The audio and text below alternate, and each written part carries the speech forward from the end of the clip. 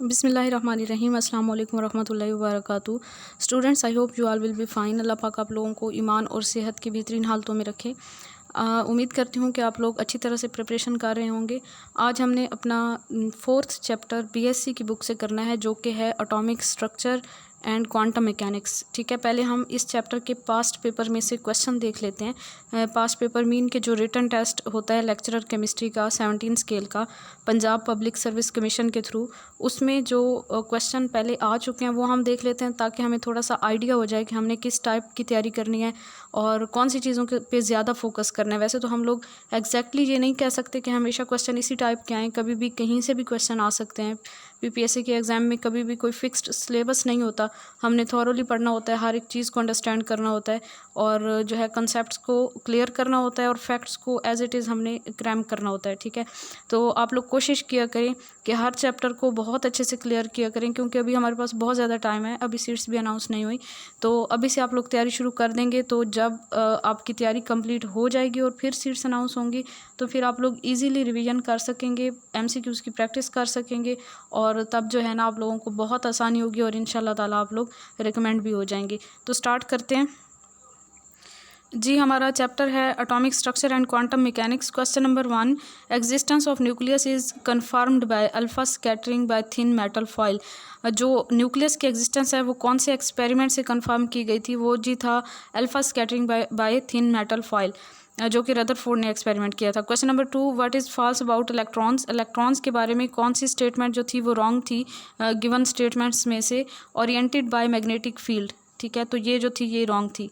ये 14 mistakenly type हुए, इसको आप लोग इग्नोर कीजिएगा। Question number 3, which one occur in whole number always. कौन सा जो है वो कौन सी चीज़ होल नंबर में होती है हमेशा? Atomic number. उसके बाद है एक मेटल है जिसकी इलेक्ट्रॉनिक कन्फिग्रेशन है M+2 आइन है मेटल का। ठीक है, उसकी इलेक्ट्रॉनिक कन्फिग्रेशन है 2, 8 एंड 14, मतलब उसके फर्स्ट शेल में 2 इलेक्ट्रॉन है, सेकंड में 8 और थर्ड में 14 इलेक्ट्रॉन है। And its atomic weight is 56। What will be number of neutrons. Number of neutrons हमने फाइंड करने हैं, तो नंबर ऑफ न्यूट्रॉन्स कितने होंगे इसमें? 30 होंगे। कैसे 30 होंगे? टोटल आप लोग काउंट करें, जो ऊपर आपको इलेक्ट्रॉनिक कन्फिग्रेशन बताई हुई है 14 + 2 8 + 2 = 10 एंड 14 इसमें प्लस करेंगे 10 में तो 24 हो जाएगा। ठीक है, +2 की स्टेट में है वो अच्छा 24 वो हो गया, और एटॉमिक मास भी आपको बताया हुआ है 56। ठीक है, यहाँ पे हमारे पास मेटल का आइन है ना, +2 चार्ज है, तो इट्स मीन कि इसने जो है ना 2 इलेक्ट्रॉन लूज़ किए हुए हैं। तो कन्फिग्रेशन में हम 2 इलेक्ट्रॉन मजीद ऐड करेंगे तो वो हो जाएंगे 26 इलेक्ट्रॉन्स। अब 56 में से आप 26 को माइनस करें तो आंसर आपके पास 30 आ जाएगा, जो कि नंबर ऑफ़ न्यूट्रॉन्स होंगे। ठीक है, मीन कि number of electrons and protons equal होते हैं, तो हमने प्रोटॉन काउंट करके इलेक्ट्रॉन्स को काउंट किया पहले, और वही प्रोटॉन के इक्वल हुए। फिर एटॉमिक मास में से हमने जब प्रोटॉन की वैल्यू को माइनस किया तो बाकी जो है वो न्यूट्रॉन बच जाएंगे। क्वेश्चन नंबर 5 है, this configuration electronic configuration 1s2 2s2 2p6 3s2 and 3p5 shows that the element is। ये कॉन्फ़िगरेशन हमें क्या बता रही है कि एलिमेंट क्या है? रिएक्टिव है, क्योंकि उसे अपना ऑक्टेट कंप्लीट करने के लिए 1 इलेक्ट्रॉन की ज़रूरत है।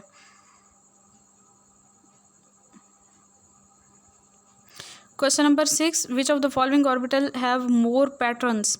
कौन से कॉम्प्लिकेटेड ऑर्बिटल्स होते हैं? P and D। ठीक है, बाकी S थे और एक S था, एक P था, P and D। तो मतलब ऑप्शंस में से ये वाला ऑप्शन जो था वो ज़्यादा करेक्ट लग रहा था। ठीक है, तो यही वाला ऑप्शन हमारे पास ठीक होगा। The absolute value on charge on electron was given by. Absolute value जो चार्ज निकाला था, चार्ज की एब्सोल्यूट वैल्यू इलेक्ट्रॉन के ऊपर, वो किसने दी थी फर्स्ट टाइम? R.A. मिल्कन ने अपने ऑयल ड्रॉप मेथड वाले एक्सपेरिमेंट से हमें बताई थी चार्ज की वैल्यू इलेक्ट्रॉन के ऊपर। The charge on 1 gram of electron is 1.7588 × 10⁻8 Coulomb's.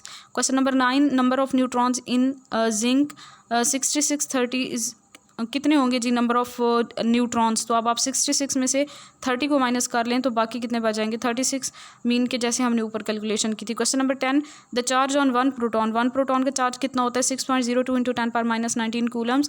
Question number 11, charge to mass value for canal is maximum for. किसके लिए मैक्सिमम होती है? जिसका मास सबसे कम होगा। कौन से एलिमेंट का मास सबसे कम होता है? सारे एलिमेंट्स में से हाइड्रोजन का, तो हाइड्रोजन की चार्ज टू मास वैल्यू सबसे ज़्यादा होती है। Heisenberg uncertainty principle talk about, किसके बारे में बात करते हैं Heisenberg uncertainty principle? Position and momentum के बारे में, या फिर हम कह सकते हैं position and velocity of electrons के बारे में। Question number 13, example of electromagnetic radiations, gamma radiations. Question number 14, Dalton's atomic theory gave the concept of valency. इसके अलावा जो है एक हमने हॉर्न्स रूल पढ़ा था, वो भी हमें वैलेंसी का कंसेप्ट देते हैं। जी तो रिस्पेक्टेबल व्यूअर्स, हम अपना चैप्टर देखते हैं। आप क्वेश्चंस के बाद चैप्टर देखते हैं। बीएससी की बुक, इल्मी वाली बुक मैं यूज़ करती हूँ। आप लोगों की मर्ज़ी है, जो भी आपके पास बुक हो आप उसी को फॉलो कर लिया करें, उसी के ऊपर नोट्स बना लिया करें, या फिर सेपरेटली अपना एक रजिस्टर बना लें नोट्स के लिए, और उसमें शॉर्ट फॉर्म में नोट किया करें, और उसको day in and day out revise करते रहा करें, क्योंकि रिवाइज़ करने से ही हमारे माइंड में जो है वो चीज़ें परमानेंटली रहती हैं। अदरवाइज़ कुछ अरसे के बाद जो है वो चीज़ें आहिस्ता आहिस्ता जो है हमारे माइंड से निकलना शुरू हो जाती हैं। तो रिवीजन लाजमी जारी रखा करें। क्वेश्चन नंबर हमारा चैप्टर नंबर 4 है, quantum mechanics and atomic structure. तो इसमें जी इस पेज में, फर्स्ट पेज में कौन सी चीज़ें इंपॉर्टेंट हैं? अच्छा, इसमें जो है ना सबसे इम्पॉर्टेंट चीज़, यहाँ पे कोई ऐसी एमसीक्यूज़ के लिहाज से ऐसा कोई चीज़ नहीं है। इसमें से आप लोगों ने बेसिकली जो है वो थॉरली एक बार इसको रीड कर लेना है, ताकि आप लोगों को आइडिया हो जाए कि पहले जो है वो कौन सी थ्योरीज पेश की गई थी, कौन से एक्सपेरिमेंट किए गए थे। जैसे कार्पस्कुलर थ्योरी ऑफ लाइट जो है ये न्यूटन ने 1675 में पेश की थी। और उन्होंने क्या कहा था? न्यूटन ने कहा था कि लाइट जो है वो छोटी छोटी बॉल्स की फॉर्म में जो है, आप कह लेंगे छोटे छोटे पार्टिकल्स की फॉर्म में लाइट जो है वो ट्रैवल करती है।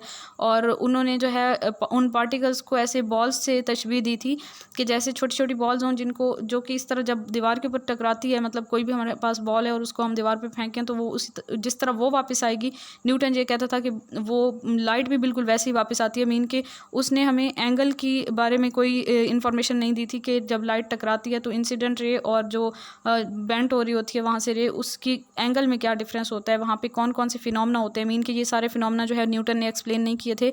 Polarisation, diffraction, reflection, refraction, interference वगैरह। बाद में जो है वेव थ्योरी ऑफ लाइट जो है ये ज़्यादा यूज़फुल थी 19th सेंचुरी में, और इसने एक्सप्लेन किया था फिनोमेना ऑफ इंटरफेरेंस, जो कि कार्पस्कुलर थ्योरी ने एक्सप्लेन नहीं किया था। Huygens propose the electromagnetic theory of radiations, और मैक्सवेल ने भी इसमें कंट्रीब्यूट किया था। उन्होंने क्या बताया था? He established that light is an electromagnetic radiation and is consisted of electrical and magnetic fields perpendicular to each other. इन्होंने अपनी थ्योरी में हमें ये बताया था कि लाइट जो है वो इलेक्ट्रोमैग्नेटिक रेडिएशंस पे मुश्तमिल होती है, और वो इलेक्ट्रिक और मैग्नेटिक फील्ड्स पे मुश्तमिल होती है, जो कि एक दूसरे के परपेंडिकुलर होती हैं। ठीक है, तो ये कुछ बेसिक चीज़ें हैं जो कि एज सच इतनी इंपॉर्टेंट नहीं है, लेकिन आप लोगों का एक वो, जैसे हम चैप्टर को पढ़ते हैं तो हमारा माइंड बनना स्टार्ट हो जाता है, मीन के बेस बनती है पहले, फिर उसके अकॉर्डिंग हम चीज़ों को आगे लेके जाते हैं, सिंपल से कम्प्लेक्स की तरफ जाते हैं, तो हमें आसानी होती है चीज़ों को समझने में। ठीक है, तो इसीलिए जो है मैं थॉरली यहाँ पे बता रही हूँ। Classical theories failed. अच्छा जी, 1880 तक जो है तकरीबन एक्सपेरिमेंटल ऑब्जर्वेशंस जो की गई थी उससे ये पता चला था, उन्होंने ये एक्सप्लेन किया था कि क्लासिकल इलेक्ट्रोमैग्नेटिक थ्योरी जो है उन एक्सपेरिमेंटल ऑब्जर्वेशन को एक्सप्लेन नहीं करती, मीन कि वो फेल हो गई है। और वो कौन कौन सी एक्सपेरिमेंटल ऑब्जर्वेशन थी? Black body radiation, photo electric effect, variation of heat capacities of solids and temperature with temperature, atomic spectral lines discovered by Lyman and Balmer series in 1887। Sorry, Lyman और बाल्मर जो थे वो scientist थे, उन्होंने 1887 में atomic spectral lines discover की थी। ये सारी जो 4 बातें हैं ये हमें क्लासिकल जो थ्योरी है वो नहीं बताती। ठीक है, उसके बाद नेक्स्ट हम देखें तो क्लासिकल थ्योरी के बाद आ जाती है क्वांटम थ्योरी। क्वांटम थ्योरी जो है वो मैक्स प्लांक ने 1900 में पेश की थी। वो हमें क्या कहते हैं? उन्होंने स्पेक्ट्रल लाइंस को स्टडी किया था, हॉट बॉडी रेडिएशन, मतलब कि जो हॉट बॉडी से रेडिएशंस आ रही थी उनको उन्होंने स्टडी किया था, और उन वेरियस टेम्परेचर पे, और उन्होंने ये सोचा था कि light radiations was produce discontinuously, mean के जो लाइट है वो डिसकंटिन्यूसली आ रही होती है। यहाँ से अगर आप ये डायग्राम देखें तो इसमें आप लोगों को नज़र आएगा कि एक जो है आपको एक रे नज़र आ रही है जो कि इस तरह कंटिन्यूसली जा रही है, और दूसरी में आप देखें तो यहाँ पे ये कट है। ठीक है, यहाँ से एक रे जो है वो यहाँ तक और फिर आगे कट होके फिर नेक्स्ट रे जा रही है, मीन कि ये कंटिन्यूस वेव है, और ये है फोटोन और क्वांटा। तो हमें जो है मैक्स प्लांक ने ये कहा था कि लाइट जो है वो कंटिन्यूसली मूव नहीं करती, किसी भी हॉट बॉडी से जब रेडिएशंस निकल रही होती हैं तो वो डिसकंटिन्यूस मैनर में निकल रही होती हैं, मीन क्वांटा की फॉर्म में, एक छोटे छोटे पैकेट्स के फॉर्म में निकल रही होती हैं। और उसने इस चीज़ को डिफरेंट टेम्परेचर्स पे स्टडी किया था, और उसने ये कहा था कि जब हम टेम्परेचर को इंक्रीज़ करते हैं तो मॉलिक्यूल्स की वाइब्रेशंस भी इंक्रीज़ होती हैं, जिसकी वजह से जो है वो फिर एनर्जी वगैरह भी उनकी चेंज हो जाती है, काइनेटिक एनर्जी मॉलिक्यूल की बढ़ जाती है। बेसिकली जो उन्होंने कंसेप्ट दिया था वो हमें स्मॉल यूनिट ऑफ वेव का दिया था कि रेडिएशन जो खारिज होती हैं वेव के स्मॉल यूनिट की फॉर्म में खारिज होती हैं, और उन यूनिट्स को उन्होंने क्वांटा का नाम दिया था। ठीक है, बाद में 1905 में आइंस्टाइन ने ये बताया था हमें कि light radiation emitted by excited atoms और molecules were also transmitted as particles. Einstein में हमें मतलब कि ये बताया था कि वो जो लाइट रेडिएशन जो है वो पार्टिकल या क्वांटा की फॉर्म में, एनर्जी के क्वांटा की फॉर्म में जो है वो इमिट होती हैं कहीं से। This light quanta are called photons, और लाइट क्वांटा को उन्होंने फोटोन का नाम दिया था। उसके बाद जी पोस्टुलेट्स ऑफ थ्योरी हैं। The general quantum theory of electromagnetic radiation in the present form में be put forward in the following form of postulates. अच्छा, पोस्टुलेट्स कौन कौन से हैं? पहला पोस्टुलेट तो ये है कि जब एटम या मॉलिक्यूल इमिट या एब्जॉर्ब करते हैं रेडिएशन को, तो वो यूनिट ऑफ वेव की फॉर्म में इमिट या एब्जॉर्ब करते हैं, मीन के पैकेट्स की फॉर्म में। और ये जो सेपरेट यूनिट्स होते हैं वेव की, इनको क्वांटा या फोटोन कहते हैं। इसमें कोई और ख़ास बात नहीं है। सेकंड पॉइंट की तरफ आ जाएं तो सेकंड पॉइंट हमें ये बताता है कि सेकंड पॉइंट हमारे पास यहीं पे होगा, energy which is associated with the quantum और photon is given by relation. अच्छा, रिलेशन बताया हमें कि E is equal to H mu. अच्छा, इसमें हमारे पास फ्रीक्वेंसी और एनर्जी का डायरेक्ट रिलेशन बताया हुआ है। तो यहाँ से ये हमने मैट्रिक और एफएससी से जब ये चैप्टर कवर किया था, यहाँ पे हमने प्लांक्स कांस्टेंट की वैल्यू भी याद की थी। ठीक है, तो ये वाली वैल्यू वही है। आप लोग जस्ट इसके डिफरेंट यूनिट्स में ये वैल्यू जो है याद कर लीजिएगा, आर सेकंड में, और एक जो है वो जाउल सेकंड में दी हुई है वैल्यू। 6.625 इंटू 10⁻27 आर सेकंड, या फिर 6.625 इंटू 10⁻34 जो है वो हमारे पास जाउल सेकंड होती है। थर्ड पॉइंट ये था कि एटम या मॉलिक्यूल जो है इमिट और एब्जॉर्ब करते हैं एनर्जी आइदर वन क्वांटा और एनर्जी और any whole number multiple. Mean के हमारे पास जो है वो एक क्वांटा की फॉर्म में, या फिर दो क्वांटा या तीन क्वांटा की फॉर्म में। मीन के फ्रीक्वेंसी और एनर्जी जो है वो इनकी फिक्स्ड होती है, या हम कह लें कि मोमेंटम फिक्स होता है। तो वो किस फॉर्म में? Is equal to H mu था, तो वो हमारे पास जो है वो क्वांटा या तो एच म्यू की फॉर्म में होगा, या 2 एच म्यू या 3 एच म्यू। इसी तरह सोन मीन के पॉइंट्स में या फ्रैक्शन में हमारे पास वैल्यू नहीं होगी। ठीक है, उसके बाद नेक्स्ट देखें तो यहाँ से आप लोगों ने ये वाली इक्वेशन याद करनी है। E is equal to H mu, ये पहले हमने देख लिया। फिर आपके पास जी वेवलेंथ और फ्रीक्वेंसी का रिलेशन है, इन्वर्स रिलेशन है। यहाँ पे मैंने लिखा फ्रीक्वेंसी और एनर्जी का डायरेक्ट रिलेशन है, फ्रीक्वेंसी और वेवलेंथ का इन्वर्स रिलेशन है, फ्रीक्वेंसी और वेव नंबर का डायरेक्ट रिलेशन है। बेसिकली यही 2-3 बातें याद रखने की हैं। और यहाँ पे मैंने ये वाली चीज़ आपको पहले बता दी थी मैट्रिक और एफएससी वाले लेक्चर में कि 10⁻10 मीटर जो है वो 1 एंगस्ट्रॉम की इक्वल होता है, 10⁻9 मीटर जो है वो 1 नैनोमीटर की इक्वल होता है, 10⁻12 मीटर जो है वो 1 पिकोमीटर की इक्वल होता है। तो ये वैल्यूज़ भी याद रखें। वेव नंबर और वेवलेंथ का इन्वर्स रिलेशन होता है। और यहाँ पे ये सारी चीज़ें जो है हमने पहले देख ली हैं। अब नेक्स्ट पेज पे जाएँ हम लोग। तो इस पेज में से आपने कर लेना है जी, कुछ भी नहीं करना इस पेज में से। उससे नेक्स्ट पेज देखें तो यहाँ पे हमारे पास है फोटो इलेक्ट्रिक इफेक्ट। इसमें सबसे पहले हम फोटो इलेक्ट्रिसिटी का कंसेप्ट देखें तो हम ये कहते हैं कि अगर हम मेटल का एक पीस जो है किसी इवैक्यूएटेड ट्यूब के अंदर रखते हैं, और वहाँ पे हमने 2 इलेक्ट्रोड्स भी कनेक्ट किए हुए होते हैं, और उनको जो है हमने एक एक्सटर्नल सर्किट के साथ कनेक्ट किया होता है। अब अगर हम लाइट की कुछ रेडिएशंस को, कुछ बीम्स जो हैं उनको हम मेटल की सरफेस के ऊपर थ्रो करवाते हैं, तो मेटल की सरफेस में से इलेक्ट्रॉन एक्साइट होते हैं। जब उनको लाइट मिलती है, मीन की एनर्जी मिलती है, तो वहाँ से जो इलेक्ट्रॉन एक्साइट होते हैं वो अपनी फोर्सेस को ब्रेक करके वहाँ से बाहर आ जाते हैं मेटल की सरफेस में से, और फिर जो है वो ट्रैवल करना शुरू कर देते हैं, मीन के वो मूव करना शुरू कर देते हैं पॉजिटिव प्लेट की तरफ, और फिर जो है वो एक्सटर्नल सर्किट में से मूव कर जाते हैं। और गैल्वानोमीटर जो है हमें डिटेक्ट करके देता है कि जहाँ पे करंट फ्लो कर रहा है। और ऐसी इलेक्ट्रिसिटी को हम कहते हैं फोटो इलेक्ट्रिसिटी, जो कि लाइट बीम की वजह से इलेक्ट्रॉन एक्साइटेड हुए थे, और उनकी वजह से जो इलेक्ट्रिसिटी वहाँ पे फ्लो करती है उसको हम फोटो इलेक्ट्रिसिटी कहते हैं। और ये जो है डिपेंड करता है हमारे पास intensity of beam of particular frequency, mean के जो हमने लाइट यूज़ किया उसकी फ्रीक्वेंसी पे डिपेंड करती है ये फोटो इलेक्ट्रिसिटी की मिकदार। And the intensity of the beam means the number of the photons incident per unit area. ठीक है, दूसरा पॉइंट ये है कि for a particular metal surface the incident beam should have a minimum frequency. अच्छा, यहाँ पे थ्रेशोल्ड फ्रीक्वेंसी का कंसेप्ट दिया हुआ है कि किसी भी मेटल सरफेस के लिए एक ख़ास फ्रीक्वेंसी की लाइट होती है जिसकी वजह से इलेक्ट्रॉन एक्साइट हो सकते हैं, वहाँ पे फोटो इलेक्ट्रिसिटी जनरेट हो सकती है, अदरवाइज़ नहीं हो सकती। उस फ्रीक्वेंसी को हम थ्रेशोल्ड फ्रीक्वेंसी कहते हैं। और ये जो है अटेन हम नहीं कर सकते। अगर हम ये वाली फ्रीक्वेंसी अटेन ना कर सकें, हमें अगर इतनी फ्रीक्वेंसी की लाइट जो है वो हम मेटल के ऊपर ना थ्रो करवाएं, तो कोई भी फोटो इलेक्ट्रिक करंट जो है वो वहाँ पे फ्लो नहीं करेगा। नेक्स्ट पॉइंट स्टूडेंट्स हमें वो ये बताता है कि मैक्सिमम जो काइनेटिक एनर्जी होती है इमिटेड इलेक्ट्रॉन्स की, वो डिपेंड नहीं करती इंटेंसिटी ऑफ बीम पे। ठीक है, मीन कि इलेक्ट्रॉन्स की काइनेटिक एनर्जी जो है वो इंटेंसिटी ऑफ बीम पे डिपेंड नहीं करती, लेकिन जो एनर्जी होती है इलेक्ट्रॉन्स की वो डिपेंड करती है फ्रीक्वेंसी ऑफ लाइट पे, या मतलब कि एनर्जी और फ्रीक्वेंसी का हमने पीछे भी देख लिया कि डायरेक्ट रिलेशन होता है।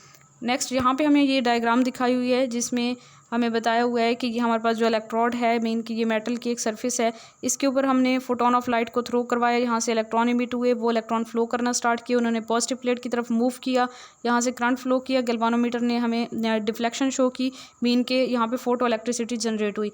अच्छा, इसके बाद यहाँ पे जो हमने कॉन्सेप्ट देखना है वो है जी हमारे पास स्टॉपिंग पोटेंशियल का। ठीक है, अगर हम ऐसा करते हैं कि इस प्लेट को, ये जो क्यू प्लेट है जिसकी तरफ इलेक्ट्रॉन मूव कर रहे हैं, इसको हम नेगेटिवली चार्ज कर दें, एक्सटर्नली जो है हम इस पे नेगेटिव चार्ज जो है वो इंड्यूस करवा दें या इसके ऊपर नेगेटिव चार्ज ले आएँ, तो फिर क्या होगा, इलेक्ट्रॉन जो है वो पहले तो जा रहे होंगे इस प्लेट की तरफ, लेकिन तब तक जाते रहेंगे जब तक कि एक ख़ास लिमिट नहीं होती, मीन के उस नेगेटिव चार्ज की एक ख़ास लिमिट, मीन के हम जो है वो नेगेटिव चार्ज बढ़ाते जाएँ प्लेट के ऊपर, एक मिनिमम रिक्वायर्ड रिटार्डिंग पोटेंशियल जो है जब तक डेवलप नहीं होगा तब तक इलेक्ट्रॉन मूव करेंगे, और फिर एक मिनिमम रिक्वायर्ड रिटार्डिंग पोटेंशियल वहाँ पे डेवलप होगा to stop the photoelectric current is called stopping potential. ऐसे पोटेंशियल को हम स्टॉपिंग पोटेंशियल कहते हैं और इसे हम SP से शो करते हैं। Stopping potential increase in a linear manner with the increase of frequency of beam while it is independent of the intensity of beam. यहाँ पे जो चीज़ याद रखनी है, रिलेशन याद रखना है आप लोगों ने कि स्टॉपिंग पोटेंशियल जो है वो तब तक इंक्रीज़ करता है जब हम फ्रीक्वेंसी जो है वो इंसिडेंट बीम की इंक्रीज़ करते हैं, लेकिन वो इंडिपेंडेंट है इंटेंसिटी ऑफ बीम, मीन के फ्रीक्वेंसी के साथ डायरेक्ट रिलेशन है स्टॉपिक पोटेंशियल का और इंटेंसिटी ऑफ बीम के साथ इनवर्स रिलेशन है। Now increase the potential of the collector plate toward the positive direction. अब हम क्या करें, पहले हम नेगेटिव चार्ज जो है वो दे रहे थे पॉजिटिव वाली प्लेट को, अब अगर हम उसके ऊपर पॉजिटिव चार्ज ले आए with respect to the plate, the current goes on increasing, तो करंट इंक्रीज होना स्टार्ट हो जाएगा। ऑब्वियसली जो इलेक्ट्रॉन है वो ज़्यादा अट्रैक्ट होंगे पॉजिटिव प्लेट की तरफ क्योंकि वहाँ पे पॉजिटिव चार्ज इंक्रीज हो रहा है। Any how after a certain positive value of the potential on Q, mean जो क्यू प्लेट थी हमारे पास वो पॉजिटिव थी, वहाँ पे एक खास लिमिट के बाद there will be no further increase of current, मजीद करंट इंक्रीज नहीं होगा, इसको हम कहते हैं सैचुरेशन करंट। ठीक है, इसको हम क्या कहते हैं, सैचुरेशन करंट। नेक्स्ट है जी हमारे पास Einstein theory of photo electric effect. Einstein ने जो है क्वांटम थ्योरी ऑफ लाइट के बेस पे ही हमें अपनी थ्योरी पेश की थी फोटो इलेक्ट्रिक इफेक्ट की, और उन्होंने दो पॉसिबिलिटीज़ बताई थी कि whole of the energy of the photon is transfer to the electron, और दूसरा ये कि no energy of photon is transferred. अच्छा, इस चीज़ को अगर हम मज़ीद एक्सप्लेन करें तो इस तरह से कर सकते हैं कि जब हम किसी फोटोन को थ्रो करवाते हैं किसी सरफेस के ऊपर, तो वो वहाँ पे तीन चीज़ें जो है वो तीन काम करवाएगा वो फोटोन। कौन से? To bring the electron to the surface, mean के मेटल के इलेक्ट्रॉन अगर सरफेस के पे मौजूद नहीं है तो उनको सरफेस पे लेके आएगा। दूसरा काम ये कि release the electron from the surface, electron को सरफेस से रिलीज़ करवाएगा। और तीसरा ये giving kinetic energy to the free electron, और फ्री इलेक्ट्रॉन को काइनेटिक एनर्जी प्रोवाइड करेगा और वो फिर फ्लो करना शुरू करेंगे पॉजिटिव प्लेट की तरफ। इसके अलावा यहाँ से कोई इतनी ख़ास चीज़ नहीं है करने वाली। इसमें आप लोग जो है यहाँ पे आ जाएं। It was Millikan who determined the value of Planck's constant by using this equation and result was in agreement with the value from the other source. अच्छा, मिल्कन जो थे ना, उन्होंने प्लैंक्स कांस्टेंट की वैल्यू को यूँ कह लें कि प्रूव किया था। ठीक है, जो मैक्स प्लैंक थे उन्होंने अपनी प्लैंक कांस्टेंट की वैल्यू तो पहले दे दी थी, लेकिन एक्सपेरिमेंटली वो प्रूव नहीं कर सके थे, तो मिल्कन ने फिर उसे प्रूव किया था। और this verification give a support to the validity of Einstein's equation, और इस तरह जो है आइंस्टाइन की इक्वेशन को वैलिडिटी मिल जाती है, इस तरह से वो प्रूव हो जाए। अच्छा जी, नेक्स्ट हमारे पास है कॉम्पटन इफेक्ट। कॉम्पटन इफेक्ट हमें क्या कहता है कि जब हम लाइट की बीम को जो कि एक्स रेज पे मुश्तमिल हो उसे हम स्ट्राइक करवाते हैं किसी ऐसे मटेरियल पे जिस मटेरियल का एटॉमिक नंबर जो है वो लो हो, तो फिर क्या होता है कि वो वहाँ से एक्स रेज जो हैं वो स्कैटर होती हैं। अब स्कैटर होने वाली जो एक्स रेज, मीन की इंसिडेंट एक्स रे और जो स्कैटर्ड एक्स रे है, उसकी वेवलेंथ चेंज होती है, उसकी फ्रीक्वेंसी भी चेंज होती है। किस तरह से चेंज होती है कि हमारे पास जो स्कैटर्ड लाइट जो होती है उसकी वेवलेंथ इंक्रीज़ कर जाती है, और जो वेवलेंथ क्यों इंक्रीज़ करती है स्टूडेंट्स, जो एक्स रेज हैं वो इलेक्ट्रॉन्स के साथ जाके टकराएंगी तो अपनी कुछ एनर्जी दे देंगी उन इलेक्ट्रॉन्स को, और इस तरह क्या होगा कि उनके उनकी एनर्जी जब कम होगी तो वेवलेंथ जो है उनकी बढ़ जाएगी। मीन के एनर्जी और वेवलेंथ का इन्वर्स रिलेशन होता है, तो उनकी एनर्जी मीन के स्कैटर्ड रे की एनर्जी कम होगी और उसकी वेवलेंथ जो है वो ज़्यादा होगी। This change of wavelength depend upon the scattering angle and does not depend upon the wavelength of the incident beam. Mean कि वो जो वेवलेंथ चेंज हो रही होती है वो इंसिडेंट बीम के वेवलेंथ पे डिपेंड नहीं करती, बल्कि स्कैटरिंग एंगल पे डिपेंड करती है कि वो किस तरह से जाके टकराई है वहाँ पे। The scattered beam is often associated with the unchange wavelength. अक्सर जो है ये अनचेंज वेवलेंथ के साथ एसोसिएटेड होती है along with the new longer wavelength, and this phenomena is called Compton effect because A.H. Compton discovered in 1923। अच्छा जी, Compton के इफ़ेक्ट को अगर हम एक्सप्लेन करें तो according to theory of relativity of mass and energy, theory of relativity हमें ये कहती है कि जो मैस और एनर्जी हैं वो इक्विवेलेंट होते हैं। इस वजह से जब फोटॉन्स जाके टकराते हैं किसी पार्टिकल के साथ, मीन के जैसे कि इलेक्ट्रॉन है, इलेक्ट्रॉन के साथ जाके टकराते हैं तो क्या होता है वहाँ पे collision can be thought of as elastic between the photon and electron, mean के वहाँ पे इलास्टिक कोलिजन होती हैं and the energy of the photon become less, the scattered photon will have longer wavelength, smaller frequencies and smaller energies. When the photon of energy strike on electron it will transfer some of the energy as kinetic energy to the electron, वो अपनी कुछ energy जो है electron को transfer करते हैं kinetic energy की form में, और फिर क्या होता है कि उन फोटोन की कुछ एनर्जी कम हो जाती है और फिर वही वाली बात जो मैंने आपको पहले बताई कि जो स्कैटर्ड फोटोन होंगे उनकी एनर्जी कम, वेवलेंथ ज़्यादा और फ्रीक्वेंसी भी कम होगी। यहाँ पे बेसिकली रिलेशन ही याद रखना था जो कि मैंने पहले भी आपको पीछे इक्वेशंस के थ्रू बता दिया था कि एनर्जी और फ्रीक्वेंसी, वेवलेंथ, वेव नंबर वगैरह का क्या रिलेशन है। तो इसमें आपको जो है वो ज़्यादा रट्टा लगाने की ज़रूरत नहीं, जस्ट आप वो पीछे वाली इक्वेशन याद कर लें। Mathematical background of Compton effect, Compton has considered the following aspects and give a sound theoretical basis to this effect. अच्छा, कॉम्पटन ने कौन से एस्पेक्ट एक्सप्लेन किया? Quantum theory, principle of relativity, law of conservation of momentum, law of conservation of energy. उसके बाद page number 168 पे आप लोगों ने ये वाली इक्वेशन देख लेनी है, del lambda is equal to 2h over M not C sine square phi over 2। अब यहाँ पे डेल लैम्डा जो है ये है increase in wavelength, Compton shift जिसको कहते हैं, ठीक है। डेल लैम्डा जो है इंक्रीज इन वेवलेंथ है जिसको कॉम्पटन शिफ्ट कहते हैं। एम जो है ये mass of rest mass of electron है, सी है वेलोसिटी ऑफ लाइट, एंड जो ये फाई वाला साइन है ये है angle between incident and scattered X rays, ठीक है। और डेल लैम्डा जो है इसको हम कॉम्पटन शिफ्ट कहते हैं। It is independent of the incident radiation, ये इंसिडेंट रेडिएशन पे डिपेंड नहीं करता, and nature of scattering material पे भी डिपेंड नहीं करता, it depend upon scattering angle. ये इंपॉर्टेंट पॉइंट है कि जो हमारे पास डेल लैम्डा है, मीन कि जो हमारे पास कॉम्पटन शिफ्ट है वो किस चीज़ पे डिपेंड करती है? स्कैटरिंग एंगल पे। स्कैटरिंग एंगल पे किस तरह से डिपेंड करती है ये, इसको हम यहाँ पे 3 केसेस के थ्रू एक्सप्लेन करेंगे। फर्स्ट केस हमारे पास ये है कि स्कैटरिंग एंगल जो कि फाई है वो अगर 0 होगा तो फिर हमारे पास कॉस फाई की वैल्यू 1 की इक्वल होगी। फिर हमारे पास ये वाली इक्वेशन जो है, ऊपर वाली इक्वेशन को हमने थोड़ा सा एक और फॉर्म में मॉडिफाई करके लिखा, तो del lambda is equal to lambda prime minus lambda is equal to H over M not C 1 minus cos phi. ये इस तरह से इक्वेशन आएगी। इस इक्वेशन के अंदर केस 1 के अकॉर्डिंग अगर हम कॉस फाई की वैल्यू जो है वो 0 फाई की वैल्यू पुट करें तो कॉस 0 जो है वो 1 की इक्वल हो जाएगा, और इस तरह से जो है हमारे पास हमें ये समझ आएगी कि यहाँ पे जो है वो दोनों जो रेज हैं वो पैरेलल होंगी, ठीक है। बहुत इंपॉर्टेंट है, इसको याद रखिएगा। केस 2 हमारे पास ये है कि अगर हमारे पास जो है it means that there is no scattering and no change of wavelength for the incident photon. अच्छा, ये ऊपर वाले केस में हमने एक्सप्लेन किया कि पैरेलल है, मीन के कोई चेंज नहीं होगा वेवलेंथ में, और इंसिडेंट वेवलेंथ का कोई चेंज नहीं होगा। तो नेक्स्ट हमारे पास ये है कि अगर फाई की वैल्यू 180 डिग्री है तो फिर हमारे पास कॉस 180 डिग्री जो है -1 के इक्वल आ जाएगा। हम ऊपर वाली इक्वेशन में जब वैल्यू पुट करेंगे तो हमारे पास फाइनली जो है ये वाली वैल्यू आ जाएगी 0.048 angstrom incident and scattered radiations at opposite direction to each other. और इससे हमें ये कंक्लूजन मिलती है कि जो इंसिडेंट और स्कैटर्ड रेडिएशन है, मीन के नेगेटिव साइन हमें ये बता रहा है कि दोनों जो हैं वो 180 डिग्री के एंगल पे थे, तो दोनों जो है एक दूसरे के अपोजिट डायरेक्शन में होंगी और इस तरह से जो है वो स्कैटर होंगी। थर्ड केस हमारे पास ये है कि अगर हमारे पास जो वहाँ पे एंगल है वो 90 डिग्री है तो कॉस 90 0 की इक्वल होगा, और इससे हमें ये पता चलेगा कि दोनों रेज जो हैं वो राइट एंगल पे हैं एक दूसरे से, ठीक है। और वैल्यू ये याद रखनी है 0.024 आंगस्ट्रॉम वैल्यू होगी यहाँ पे। फिर है स्टूडेंट्स बोहर एटॉमिक मॉडल, जो कि हम लोग डिटेल में देख चुके हैं। वहाँ पे नोट्स में मैंने कुछ ज़्यादा इक्वेशंस जो है वो लिख दी थी नोट्स के अंदर, मीन इरेलीवेंट इक्वेशंस भी वहाँ पे लिखी हुई थी, तो उन नोट्स से आप लोग कंफ्यूज नहीं होइएगा। यहाँ पे मैं आप लोगों को कुछ जो है नोट्स मीन के कुछ फार्मूलाज यहाँ पे बता देती हूँ, जस्ट वही इक्वेशंस आप लोग याद कर लें। ज़्यादा जो है वो डिटेल में करने की ज़रूरत नहीं है, क्योंकि MCQs के लिहाज से हमने फाइनल इक्वेशंस पे ही कंसिडर करना होता है। अच्छा जी, रदरफोर्ड मॉडल में हमने क्या देखना है कि रदरफोर्ड का मॉडल जो है वो किस थ्योरी पे बेस करता है? क्वांटम थ्योरी ऑफ रेडिएशंस पे, जो कि मैक्स प्लांक ने दी थी 1900 में। यहाँ से एक पॉइंट तो ये इंपॉर्टेंट हो गया। बाकी मोनो इलेक्ट्रॉनिक सिस्टम को एक्सप्लेन करता है। अच्छा, पोस्टुलेट्स देख लेते हैं। The electron revolve around the nucleus in a circular orbit and these orbits are fixed.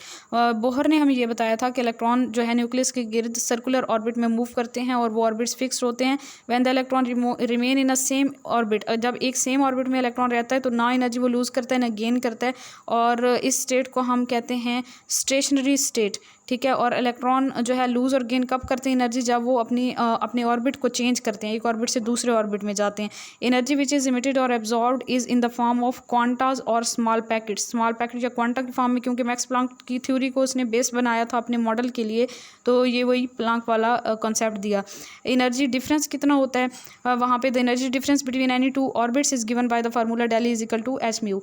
अच्छा जी, उसके बाद हमारे पास आ जाता है कि since energy can not be lost continuously, so an electron continues to move in particular energy level without losing energy.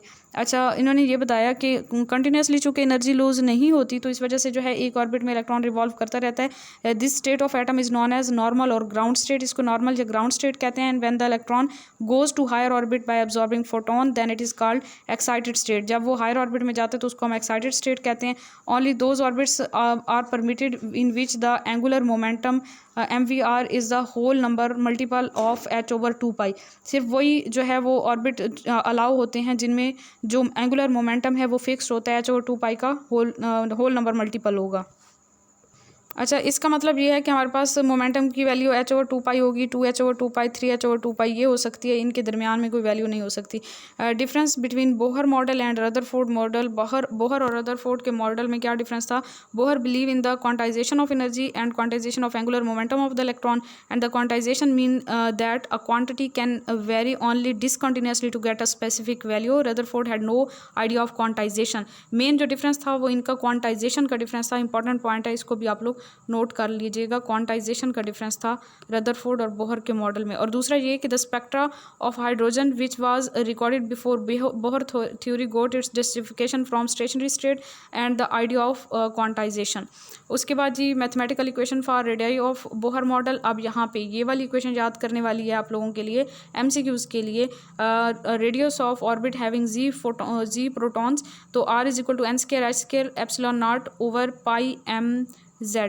ठीक है, ये याद करें। प्लांक्स कांस्टेंट की वैल्यू, पाई की वैल्यू 3.414, m की वैल्यू मास ऑफ इलेक्ट्रॉन पहले मैंने आपको बताया था 9.1 × 10⁻³ kg, z number of proton in the nucleus, and E is the charge of electron which is 1.602 × 10⁻19 coulombs. ε0 is permittivity constant for a medium, 8.854 × 10⁻12 coulomb square per joule per metre, ये value भी याद रखनी है। और n is the number of orbit. उसके बाद r को हम मोर सिंप्लीफाई कर दें, सारी वैल्यूज़ कॉन्स्टेंट्स की पुट कर दें, तो हमारे पास आ जाता है r is equal to 0.529 angstrom n²। ये वाली जो इक्वेशन है, ये वाला जो फार्मूला है, ये इंपॉर्टेंट है, ये MCQs में एज इट इज़ यूज़ होगा। ऊपर वाला फार्मूला अगर आपको याद नहीं भी होता, मीन केस में ये सारे कॉन्स्टेंट याद नहीं होते, तो इनकी जगह पे जब हमने वैल्यू पुट कर दी तो वो 0.529 आंगस्ट्रॉम आ जाती है। और फिर r और n का डायरेक्ट रिलेशन है, r और n² का, 0.529 आंगस्ट्रॉम इंटू n²। अच्छा, उसके बाद हम अगर डिफरेंट ऑर्बिट्स के लिए ये वैल्यू निकालते हैं, तो मैंने आपको पहले भी बताया था कि R1 के लिए आपके पास यहाँ से अगर आप देखें तो R2 और R1 को कंपेयर करें तो R2 जो होगा वो R1 की निस्बत न्यूक्लियस से 4 टाइम्स अवे होगा। ठीक है, R3 जो है वो 9 टाइम्स, R4 जो है मीन के फोर्थ ऑर्बिट जो है वो 16 टाइम्स, और 5 5 25, तो जो फिफ्थ ऑर्बिट है वो 25 टाइम्स अवे होगा from the nucleus. Expression for energy के लिए आप लोगों ने ये फार्मूला याद रखना है, En is equal to -g² e⁻4m over 8 ε0² n² h²। अब इसमें माइनस का साइन स्टूडेंट हमें क्या कहता है? हमें ये बताता है कि अगर यहाँ पे न्यूक्लियस है और ये इसकी मतलब कि ये वो प्लेस है जहाँ तक न्यूक्लियस अट्रैक्ट कर सकता है किसी भी अपोजिट चार्ज को, और फिर हम एक इनफाइनाइट पॉइंट ले लेते हैं, एक ऐसा पॉइंट जहाँ पे न्यूक्लियस की अट्रैक्शन नहीं पहुँचती। इस पॉइंट पे इलेक्ट्रॉन अगर मौजूद है तो न्यूक्लियस इसे अट्रैक्ट नहीं कर रहा होगा। इस पॉइंट पे हम ये कहते हैं कि ये इलेक्ट्रॉन इन्फिनिटी पे प्रेजेंट है और इसकी एनर्जी जो है वो मैक्सिमम है। ठीक है, अब आप याद रखें कि जब इलेक्ट्रॉन को हम लेके आएंगे न्यूक्लियस के करीब, अब यहाँ पे हम अगर इलेक्ट्रॉन को लेके आते हैं तो इलेक्ट्रॉन पे वर्क करके उसे लेके आएंगे, उसकी एनर्जी डिक्रीज़ होगी, और यहाँ पे जब इलेक्ट्रॉन मजीद न्यूक्लियस के करीब जाता जाएगा तो उसकी एनर्जी जो है वो नेगेटिव में चली जाएगी। मीन कि यहाँ पे मैक्सिमम थी, अगर हम कहें कि यहाँ पे 0 थी तो इधर जाते हुए उसकी एनर्जी डिक्रीज़ होगी, मीन 0 से कम होगी तो फिर वो नेगेटिव में चली जाएगी। ठीक है, तो यहाँ पे नेगेटिव साइन जो है उसकी सिग्निफिकेंस यही बताई हुई है आगे, और इसको आपको मैंने ये बता दिया। अच्छा, यहाँ से एनर्जी के लिए आप लोग ये वाली इक्वेशन याद रखें, इसमें सारे जो है कॉन्स्टेंट्स की वैल्यू पुट कर दिए। En is equal to -2.18 into 10⁻−18 1/n² joule. उसके बाद सिग्निफिकेंस ऑफ नेगेटिव साइन ये मैंने आपको बता दिया। इसके बाद E1 E2 फर्स्ट शेल की एनर्जी, सेकंड की, थर्ड की, फोर्थ की, ये वैल्यूज़ आप लोग खुद कैलकुलेट कर सकते हैं। और यहाँ पे फिर अगर आप देखें तो फर्स्ट शेल की एनर्जी जो है वो आपके पास -2.18 आ रही है, सेकंड की -0.54 और थर्ड की -0.24। तो माइनस में वैल्यू डिक्रीज़ कर रही है, मीन कि एक्चुअली वैल्यू इंक्रीज़ कर रही है। तो फर्स्ट शेल वाला जो फर्स्ट शेल की एनर्जी जो होगी वो क्या होगी, सबसे कम, सेकंड की उससे ज़्यादा, थर्ड की उससे ज़्यादा, और इसी तरह आउटवर्ड जब हम जाते हैं न्यूक्लियस से तो एनर्जी जो है वो इंक्रीज़ करती जाती है। यहाँ से कोई इतनी खास चीज़ याद करने की नहीं है। ये देख लें कि it is clear from this values that energy difference between adjacent levels go on decreasing. लेकिन ये भी देखें कि एनर्जी डिफरेंस एडजेसेंट लेवल में डिक्रीज करता जाता है। It means that higher orbits are closely spaced as compare to lower orbits. In other words the jumping of electron between the higher orbit is easier. Important point है, इसको भी याद रखिएगा। उसके बाद है N1 and N2 are not necessarily adjacent levels. अच्छा, यहाँ पे जो है ना, ये जो एनर्जी वाली इक्वेशन हमें बताई हुई है 1/n1² -1/n2², तो यहाँ पे ज़रूरी नहीं है कि N1 और N2 जो हैं वो हमारे पास एडजेसेंट ऑर्बिटल्स हों, ऑर्बिट्स हों, सॉरी, एनर्जी लेवल्स हों। और यहाँ पे ये डिफरेंट भी हो सकते हैं, इनके दरमियान कुछ और ऑर्बिट्स भी हो सकते हैं। ठीक है, we can calculate the energy of the photons in joules which is required to promote the electron from any lower orbit to any higher orbit. ठीक है, तो मीन कोई भी N1 और N2 कोई भी ऑर्बिट्स हो सकते हैं। यहाँ पे एक डायग्राम दिखाई हुई है, इसमें सारी वही पुरानी बातें दिखाई हुई हैं जो कि मैंने आपको एक्सप्लेन कर दी हैं। उसके बाद हम नेक्स्ट देखें तो हमारे पास नेक्स्ट पेज पे आ जाता है जी, यहाँ पे ionization potential of hydrogen atom और hydrogen like spectra species, sorry, hydrogen की तरह की स्पीशीज़ और हाइड्रोजन के लिए जो आयनाइजेशन पोटेंशियल है उसको हम कैसे फाइंड करते हैं। तो ये मैंने आपको बताया था कि वो वाला ऑर्बिट जो कि फास्ट ऑर्बिट है उसका और इनफाइनाइट ऑर्बिट दोनों का डिफरेंस ले लें, दोनों की एनर्जी का डिफरेंस ले लें, तो फिर आपके पास जो वैल्यू आ जाती है वो आयनाइजेशन एनर्जी की वैल्यू होती है। और हाइड्रोजन के लिए वो 13.315 किलो जूल पर मोल ये वैल्यू होती है। ठीक है, आयनाइजेशन पोटेंशियल ऑफ हाइड्रोजन, इसको छोड़ दें, इसको ना करें। Wave number of photon, wave number की इक्वेशन जो है वो आप लोगों ने FSC में भी की थी। यहाँ से वेव नंबर की आप लोग ये फाइनली कर लें, जिसमें जो है कॉन्स्टेंट्स की वैल्यू कैलकुलेट करके दी हुई है, क्योंकि MCQs में हमने फाइनली फार्मूला ही यूज़ करना होता है। तो V bar is equal to 1.09686 into 10⁻7 into 1/n1² minus 1/n2² metre inverse. ठीक है, 1.09686 इंटू 10⁻7 मीटर इनवर्स जो है ये क्या है हमारे पास, ये प्रपोज की थी वैल्यू राइटबर्ग ने, और बिफोर बोहर मॉडल, बोहर के मॉडल से पहले ही उन्होंने ये वैल्यू प्रपोज कर दी थी, लेकिन उनके पास कोई थ्योरेटिकल जस्टिफिकेशन नहीं थी। बाद में बोहर ने जो है वो इसको जस्टिफाई किया था और इसको एक्सपेरिमेंटली एक्सप्लेन किया था, मीन के अपने मॉडल के थ्रू। उसके बाद जी नेक्स्ट देखें तो यहाँ पे स्पेक्ट्रल सीरीज़ भी हम मैट्रिक और FSC में, बल्कि FSC में हम ये स्पेक्ट्रल सीरीज़ भी कर चुके हैं, और यहाँ पे कोई इतनी चीज़ करने वाली नहीं है। यहाँ पे ये वाली डायग्राम अगर देखें तो atomic spectrum of hydrogen recorded on photographic plate, photographic plate पे जो हाइड्रोजन का atomic structure, atomic spectrum record किया गया वो कुछ इस तरह से नज़र आता है। अब इस स्पेक्ट्रम को अगर हम देखें तो यहाँ पे आपको नज़र आ रहा होगा, ये है लाइमन सीरीज़, ये सारी जो आपको लाइंस नज़र आ रही हैं। अच्छा जी, यहाँ पे इसमें आप देखें तो ऊपर आपको वेवलेंथ की रेंज बताई हुई है। ठीक है, और नीचे जो है आपको स्पेक्ट्रल सीरीज़ के नेम बताए हुए हैं, Lyman series, Balmer series, Paschen series.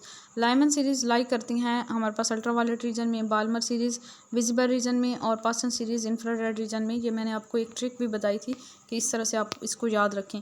उसके बाद defects of Bohr atomic model, कुछ डिफेक्ट्स तो हमने देखे थे, यहाँ पे सारे डिफेक्ट्स को हम रीड कर लेते हैं ताकि कोई न्यू पॉइंट हो तो वो आप लोग याद कर लीजिएगा, MCQs में कहीं से भी आ सकता है। ठीक है, it can not explain the spectrum of the multi electron system, हमें पता है। Bohr poses that orbits are planar, Bohr ने कहा था ऑर्बिट जो है वो प्लेनर है। Actually this is not because electrons move around the nucleus in 3 dimensional space, mean के 2D मॉडल उसने पेश किया था बोहर ने। Bohr assumes that he has a definite knowledge of position and momentum of the electron at the same time, but this is contrary to Heisenberg uncertainty principle, और ये मैंने last time आपको बताया था। It can not explain the relative intensities of spectral lines, इसने relative intensities को explain नहीं किया था स्पेक्ट्रल लाइंस की। ये BSc की बुक में डिफरेंट पॉइंट है FSC से। It can not justify Zeeman effect and Stark effect, and Bohr theory does not explain fine structure. तो ये 2 पॉइंट थे, फर्स्ट ये वाला हमारे पास, फोर्थ वाला और सिक्स्थ वाला, ठीक है। बाकी तो हमने पीछे देखे थे। उसके बाद जी नेक्स्ट देखें तो हमारे पास है correction for finite mass of the nucleus. इसमें हमने ये देखना है कि nucleus and electrons are both rotating around their common centre of mass. ये याद रखना है कि जस्ट इलेक्ट्रॉन मूव नहीं कर रहे होते, बल्कि न्यूक्लियस भी अपने कॉमन सेंटर मास पे जो है वो मूव कर रहे होते हैं, कॉमन सेंटर ऑफ मास पे। ये डायग्राम आपको बता रही है कि न्यूक्लियस जो है वो भी मूव कर रहा है और कॉमन सेंटर ऑफ मास जो है ये सेंटर वाला पॉइंट है, और इसी के गिर्द जो है वो इलेक्ट्रॉन भी मूव कर रहा होता है।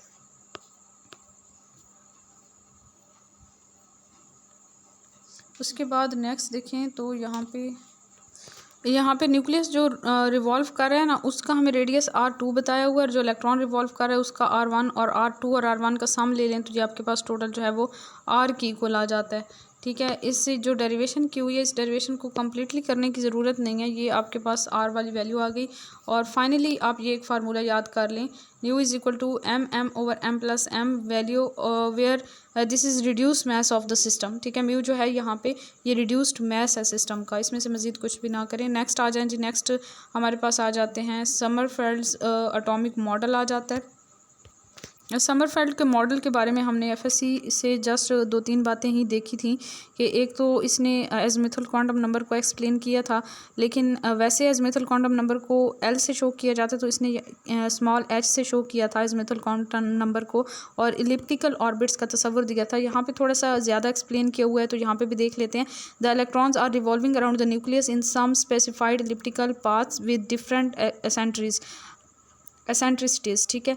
तो ये जो है वही वाला पॉइंट है, इसमें कोई न्यू बात नहीं है। Depending upon the nature of the elliptical path the electron will have different value of radii of the orbit. It means that electrostatic force of attraction towards the nucleus varies from point to point, कि electrostatic force जो है वो very करती है क्योंकि elliptical orbit है, ठीक है। Similarly the centrifugal force which arises due to the angular motion varies from point to point. इसके अलावा ये भी बताया समरफेल्ड ने कि जो सेंट्रीफ्यूगल फोर्स है वो भी पॉइंट टू पॉइंट वेरी कर रही होती है, and the velocity of the electron become maximum when it is closest to the nucleus. जब इलेक्ट्रॉन न्यूक्लियस के बिल्कुल क्लोज होते हैं तो वेलोसिटी मैक्सिमम हो जाती है। This is called perihelion. अब ये जो है न्यू वर्ड है, इसको, इस टर्म को याद रखें कि वेलोसिटी पेरीहेलियन पोजीशन कौन सी होती है कि जब इलेक्ट्रॉन जो है वो अपने एलिप्टिकल ऑर्बिट में घूमते घूमते, यहाँ पे डायग्राम आप देखें तो ये न्यूक्लियस है और इलेक्ट्रॉन जो है इस एलिप्टिकल पाथ में मूव कर रहा है, और जब वो न्यूक्लियस के करीब पहुँच जाएगा तो वहाँ पर उसकी वेलोसिटी मैक्सिमम हो जाएगी, और इस पोजीशन को हम कहते हैं पेरीहेलियन पोजीशन।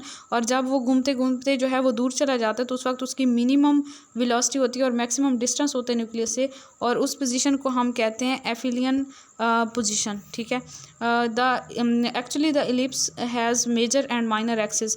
असल में उसके मेजर और माइनर एक्सिस की वजह से ही ये सारा काम हो रहा होता है, ठीक है। उसके बाद जी नेक्स्ट हम देखें तो यहाँ से आपने ये वाला सिंपल वाला फार्मूला याद कर लेना है, m=m0/1 - v²/c²। नेक्स्ट है advancement of Sommerfeld's theory. Sommerfeld theory has many merits when we compare it with Bohr's model. This merits are as follows. जो एडवांसमेंट हैं, जो एडवांटेजेस हैं समरफेल्ड के, वो क्या हैं कि it can explain the origin of fine lines by introducing 2 additional quantum numbers k and n, but it has failed to predict the exact number of fine lines. Fine line का concept तो इसने दिया, लेकिन exact fine line का number नहीं बताया। दूसरा ये कि penetrating and screening power of the electron in different type of the circular and elliptical orbits are convincing, ठीक है। थर्ड ये कि quantum defect can be rationalized by Sommerfeld's theory. Quantum defect जो है उसको भी हम इस थ्योरी से ओवरकम कर सकते हैं। नेक्स्ट इसके आप डिसएडवांटेज देखें, ड्रॉबैक्स देखें समरफेल्ड के मॉडल के। It can not predict the correct number of fine structure component. Number of fine lines नहीं बताता हमें। The relevant intensities of fine structure can not be rationalized. Next the azimuthal quantum number small k proposed by Sommerfeld is different from the azimuthal quantum number small l proposed by wave mechanics. It does not obey the uncertainty principle. तो ये भी इसका drawback हो गया। He has accommodated the rules of both classical and quantum mechanic physics and this thing can not be supported theoretically. इसने classical के concept और quantum mechanics दोनों के कॉन्सेप्ट को मिला दिया है, तो ये जो है थ्योरेटिकली जो है वो ठीक नहीं है। It's model only work for the hydrogen like system just like Bohr model, और ये सिर्फ 1 इलेक्ट्रॉन सिस्टम को एक्सप्लेन करता है, तो ये भी इसका एक ड्रॉबैक है। ड्यूअल नेचर ऑफ मैटर हम देखें तो ये कंसेप्ट हमें लुईस डी ब्रॉगली ने दिया था 1923 में। उसने क्या कहा था कि जब भी कोई पार्टिकल मूव कर रहा होता है तो उसके साथ वेव्स भी एसोसिएटेड होती हैं, मीन के उसका कुछ ना कुछ मैस, कुछ ना कुछ मोमेंटम होता है, कुछ वेलोसिटी होती है और कुछ ना कुछ वेवलेंथ भी होती है वहाँ पे। ठीक है, तो ये उसका कंसेप्ट था, मीन के ड्यूअल नेचर ऑफ मैटर को उसने एक्सप्लेन किया। यहाँ पे आप लोग इसकी इक्वेशन को याद रखेंगे, डी ब्रोगली की equation, lambda is equal to H over m v. Lambda जो है वेवलेंथ है, एच प्लांक्स कांस्टेंट है, एम मैस है और वी जो है वो वेलोसिटी है। This relation is called de Broglie's equation and lambda is called de Broglie's wavelength. इस लैम्डा को हम डी ब्रोगलीज वेवलेंथ कहते हैं। H lambda is equal to H over p भी कर सकते हैं, mean m v is equal to mass और वेलोसिटी का प्रोडक्ट जो है वो मोमेंटम होता है, तो मोमेंटम हम पी से शो करते हैं, तो यहाँ पे हम पी भी पुट कर सकते हैं। नेक्स्ट ये वाली इक्वेशन हम पहले देख चुके थे। यहाँ पे हमें बता रहे हैं कि the wave which is associated with the particle is called matter wave and it is also called de Broglie wavelength. जो वेव पार्टिकल के साथ एसोसिएटेड होती है उसे मैटर वेव या फिर डी ब्रोगली वेवलेंथ भी कहते हैं। De Broglie wave rightly was rightly awarded the Nobel prize in 1929। Nobel prize भी मिला था डी ब्रोगली को for this equation of matter wave. Important point है, ये भी याद रखिएगा। मैटर वेव वाली जो इक्वेशन दी थी डी ब्रोगली ने, उसकी बेस पे डी ब्रोगली को नोबेल प्राइज़ भी मिला था 1929 में। उसके बाद नेक्स्ट देखें जी, और ये भी याद रखें कि जो डी ब्रोगली की वेव इक्वेशन है उसकी कोई सिग्निफिकेंस नहीं है मैक्रोस्कोपिक पार्टिकल्स के लिए, जैसे मैंने आपको अर्थ की एग्जांपल दी थी पिछले लेक्चर में। नेक्स्ट कंपैरिजन है इलेक्ट्रोमैग्नेटिक वेव्स का और मैटर वेव का। इसको भी बस एक बार मैं रीड कर देती हूँ, वैसे कोई इतनी खास इसमें बात नहीं है, ये आप लोग जानते होंगे। इलेक्ट्रोमैग्नेटिक वेव्स क्या होती हैं? They have electric and magnetic field associated with them. और जो मैटर वेव होती हैं उनकी कोई इलेक्ट्रिक और मैग्नेटिक फील्ड उनके साथ एसोसिएटेड नहीं होती। Number 2, these waves can pass through vacuum. Electromagnetic waves and matter waves जो होती हैं, matter waves can not pass through vacuum. Electromagnetic wave have the fixed velocities 3 × 10⁸ metre per second, mean की जो light की velocity होती है, और जो मैटर वेव होते हैं उनकी वेलोसिटीज जो हैं वो मैटर वेव की लेस होती हैं than velocity of light and they depend upon the situation. Next point है कि जो इलेक्ट्रोमैग्नेटिक वेव्स हैं उनकी वेवलेंथ को मेजर किया जा सकता है इजीली, और जो हमारे पास मैटर वेव है उनकी वेवलेंथ को इजीली मेजर नहीं किया जा सकता। और इलेक्ट्रोमैग्नेटिक रेज जो हैं are emitted by the source in space, और ये जो मैटर वेव्स हैं are associated with the material particle and if the material particle is absent they do not exist. Last point है कि देयर एनर्जीज आर क्वांटाइज्ड, और matter waves जो हैं उनकी एनर्जी क्वांटाइज्ड नहीं होती। नेक्स्ट यहाँ पे एक्सपेरिमेंट दिखाया हुआ है, जहाँ पे ऑपरेटर्स वगैरह दिखाए हुए। Experimental setup of Davisson and Germer's electron diffraction experiment. उन्होंने निकल के क्रिस्टल को यूज़ किया था, 30 to 600 वोल्ट का पोटेंशियल यूज़ किया था मीन के डाइफ्रैक्शन एक्सपेरिमेंट जो उन्होंने किया था डेविसन और जर्मर ने। तो ये आप लोगों ने ये वाली वैल्यूज़ याद रखनी है बेसिकली यहाँ से। और मीन ड्यूअल नेचर को उन्होंने एक्सप्लेन किया था अपने एक्सपेरिमेंट से। एक्सपेरिमेंटली डी ब्रोगली की बात को उन्होंने एक्सप्लेन किया था। This wavelength of the electron lies in the range of X-ray region and can be easily measured. अच्छा, इलेक्ट्रॉन की वेवलेंथ जो है उसको हम इजीली मेजर कर सकते हैं क्योंकि वो एक्सरे रीजन में लाई करती है। Application of Bragg's equation. Bragg's equation हमने देखी थी, n lambda is equal to d sine theta, ये ब्रैग्स इक्वेशन है। और ब्रैग की इक्वेशन हमें क्या कहती है? This is called grating equation given by Bragg. Bragg ने ये ग्रेटिंग इक्वेशन दी थी। ये इक्वेशन बेसिकली हमने डायफ्रैक्शन वाले टॉपिक में पढ़ी थी, सॉलिड स्टेट वाले चैप्टर में। और ये इक्वेशन जो है if we put the value of n is equal to 1। अच्छा, इसमें से इतनी ज़्यादा चीज़ें करने की ज़रूरत नहीं है, इसमें से मैं आपको बता देती हूँ। यहाँ से हमें ये पता जा रहा है कि electron behave like X rays for the analysis of crystal and similarly the wave properties of neutron beam and diffracted molecular beams are experimentally verified. इसके अलावा न्यूट्रॉन की बीम्स और डायफ्रैक्टेड मॉलिक्यूलर बीम्स जो हैं उनको भी वेरीफाई किया जा चुका है। बेसिकली आप लोग ब्रैग की इक्वेशन को याद रखें, इसमें कोई इतनी ख़ास चीज़ और मज़ीद याद करने वाली नहीं थी। और सॉलिड स्टेट में हमने जब देखा था ना, तो वहाँ पे आप लोगों को याद होगा कि मिलर इंडाइसिस और वीज इंडाइसिस जो हैं वो इंपॉर्टेंट थी, वो लाजमी अच्छे से याद कीजिएगा, वो एमसीक्यूज़ में अक्सर आती हैं।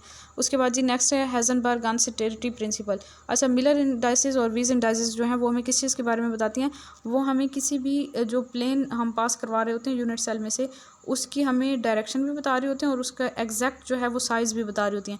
जो वीज इंडाइसिस जो है ना वो डायरेक्शन के साथ साथ, यहाँ पे मैं टॉपिक से थोड़ा सा हट के बात कर रही हूँ क्योंकि उस लेक्चर में मैंने आपको इतना ज़्यादा इस चीज़ को एक्सप्लेन नहीं किया था, जस्ट वैल्यूज़ को कैलकुलेट करना बताया बताया था।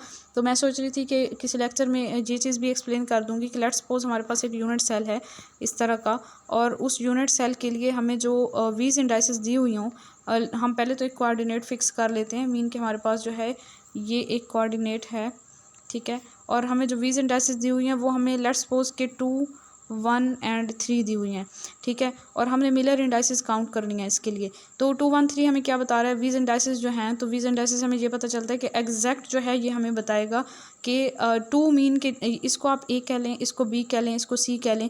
मीन के जो ये यूनिट सेल की लेंथ होती है, ये इसको आप ए कह दें, इसको बी कह दें और इसको सी कह दें। तो ये ए बी सी की हमें बता रहा है कि यूनिट सेल की लेंथ के कितने टाइम्स है उसकी, मीन के जो प्लेन गुजर रही है वहाँ से, उसका साइज़ क्या है बेसिकली। तो ए से 2 गुना है, तो मतलब यहाँ से हम इस लाइन को ऊपर लेके जाएंगे और ये सेल की लेंथ यहाँ तक आ रही है ना, तो इसको डबल करेंगे। लेट्स सपोज कि हम यहाँ पे कर लें कि ये वाला जो पॉइंट है यहाँ तक ये डबल हो रही है सेल की लेंथ, जो ए लेंथ है, ठीक है। बी के लिए हम 1 करेंगे तो ये यहीं पे आएगी, ठीक है, प्लेन का जो है, प्लेन ने यहीं से गुजरना है। और थर्ड जो है वो हमारे पास सी के लिए 3 है, तो यहाँ तक सेल की लेंथ सी आ रही है, फिर यहाँ तक दूसरी बार सी और यहाँ पर तीसरी बार सी हो जाएगा। तो ये वाला वो पॉइंट है जो कि वीज इंडाइसेस हमें पता चल रहा है। यहाँ पे हम एक प्लेन बना लेंगे।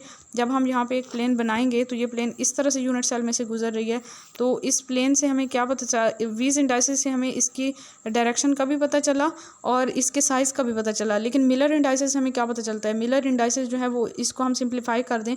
अब इनको हम पहले तो इसका रेसिप्रोकल ले लें, तो 1/2 हो जाएगा, 1/1 हो जाएगा और 1/3 हो जाएगा।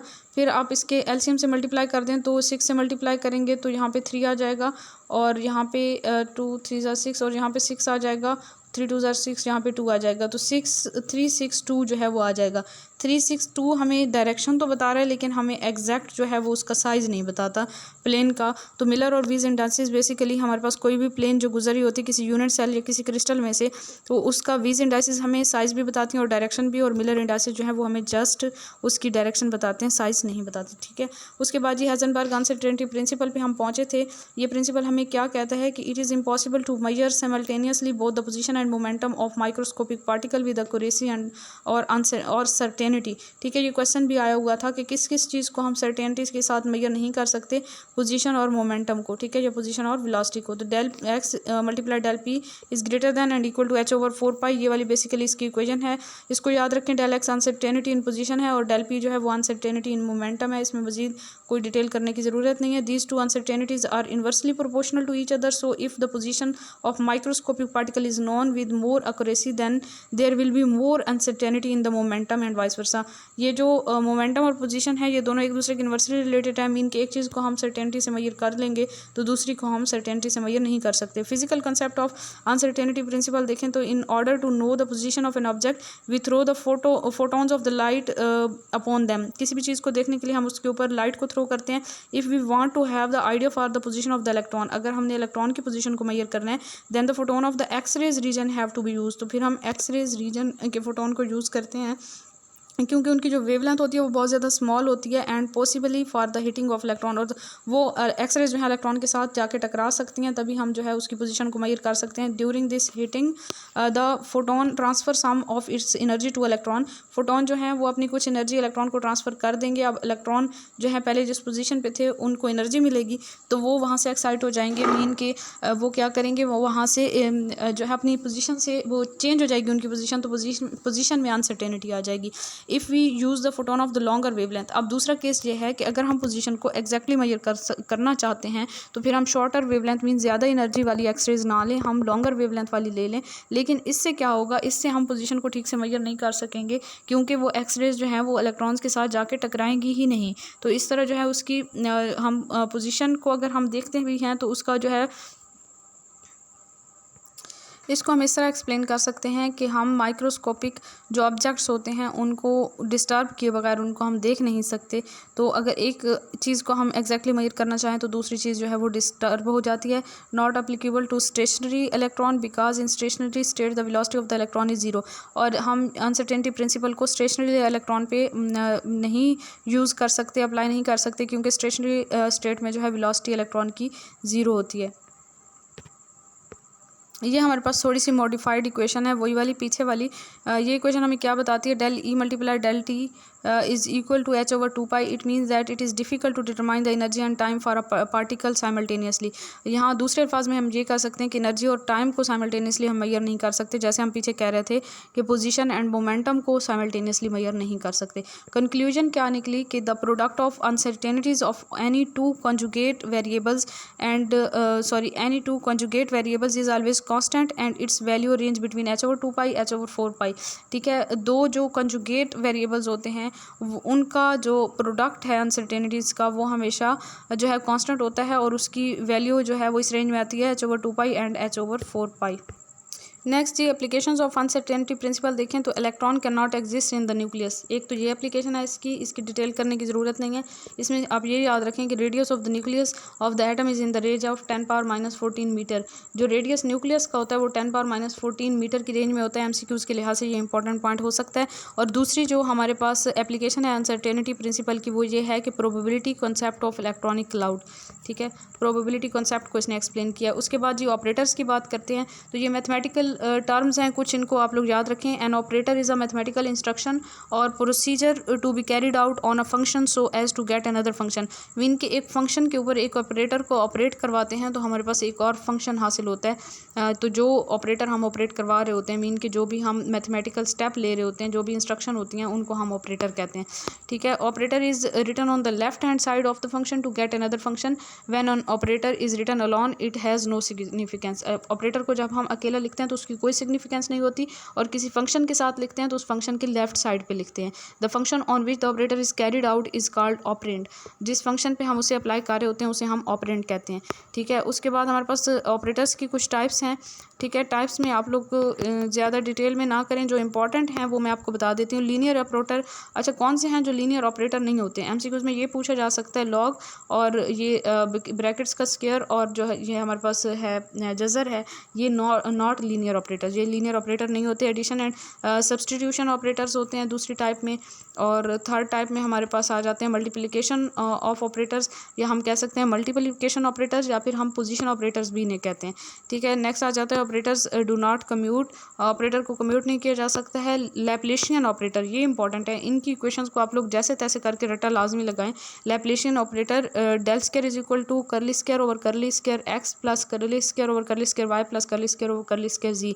इसको और हैमिल्टोनियन ऑपरेटर, ये दोनों ऑपरेटर्स की वैल्यूज़ जो हैं, दोनों जो इक्वेशंस हैं, ये दोनों जो फार्मूले हैं, इनको बहुत अच्छे से याद कर लें. पोस्टुलेट्स ऑफ क्वांटम मैकेनिक्स वाला टॉपिक है. अच्छा, इसमें से आप लोगों ने करना है जी, यहाँ से ये एक दो जो मैंने फार्मूले जिनको टिक किया हुआ है यहाँ से जस्ट यही वाले करें. E psi is equal to minus H square over 8 pi square M del square plus P psi. ये जी श्रोडिंगर वेव इक्वेशन है. ठीक है, और इसकी डिफरेंट फॉर्म्स हैं, और सारी फॉर्म्स अगर आपको याद हों तो ज़्यादा अच्छा है, क्योंकि MCQs में कोई भी पूछी जा सकती है. और ब्रैकेट के अंदर जो सारी हमारे पास यहाँ पे क्वांटिटीज़ हैं उनको हम हैमिल्टोनियन ऑपरेटर कहते हैं. ये याद रखिएगा, हैमिल्टोनियन ऑपरेटर को कैपिटल एच से शो करते हैं, और ब्रैकेट के अंदर जो सारी वैल्यूज़ हैं इन्हें हम हैमिल्टोनियन ऑपरेटर कहते हैं. मीन कि ये जो ऊपर ब्रैकेट में सारी चीज़ें थी इनको हमने अलहदा करके ब्रैकेट में लिखा और इक्वल करके एच लिख दिया. मीन कि इन सारी वैल्यूज़ को हम हैमिल्टोनियन ऑपरेटर कहते हैं. उसके बाद E psi is equal to H psi, तो वहाँ पर जो है हमने हैमिल्टोनियन ऑपरेटर को रिप्लेस किया वैल्यू से, तो E psi is equal to H psi हो जाएगी. ये इक्वेशन श्रोडिंगर वेव इक्वेशन. उसके बाद नेक्स्ट ये वाला एक याद रखें, E is equal to N square H square over 8 M A square. यहाँ से बेसिकली आपने ई और ए का रिलेशन याद रखना है. ठीक है, ए स्क्वायर का रिलेशन याद रखना है. ये particle in one dimensional box जो है उसकी हमारे पास इक्वेशन है, इसको याद रखें. और इसके बाद नेक्स्ट अगर हम आएँ पेज पे तो यहाँ पे वही चीज़ बता दी कि ई का ए के साथ जो है वो इन्वर्स रिलेशन है.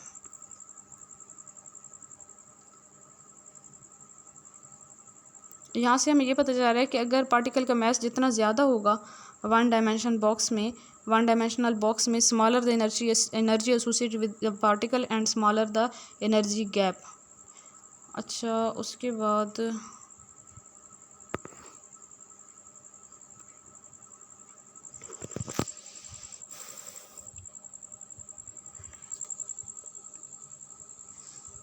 नेक्स्ट है हमारे पास जी behaviour of particle in various energy levels, psi equal to A sine N pi X over A, ये कर लीजिएगा।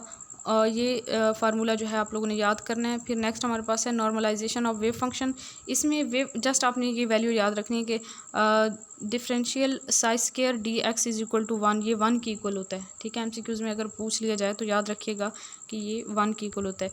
नेक्स्ट हमारे पास है E is equal to -2 pi square M E power 4 over N square H square.